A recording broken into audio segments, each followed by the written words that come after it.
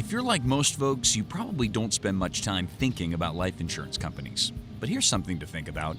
There are actually two different types of insurers, and how they differ may affect how they think about the customer experience.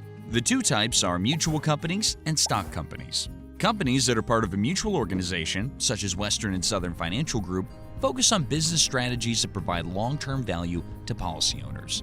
However, stock companies also have a third party, stockholders, to consider. So they're additionally interested in investment practices that support their stock price, which may not necessarily be aligned at all times with the concerns of policyholders. Plus, stockholders can sell their stock, so company ownership can change.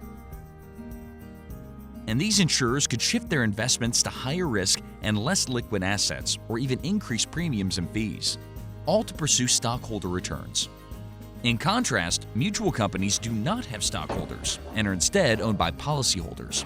As a result, they are not beholden to stockholder demands and may be able to focus more on long-term investment strategies to build strong capital positions that benefit customers. All this can seem complicated, but an analogy might help simplify things. Let's say you had a choice of two restaurants for a nice dinner out. One served you with a focus on what you, the diner, wanted, and the other put food on your plate based on what the restaurant's investors wanted, whether you ordered it or not.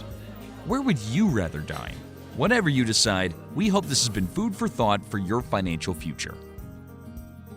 For more information on our company, contact a representative of Columbus Life Insurance Company, a member of the Western and Southern Financial Group.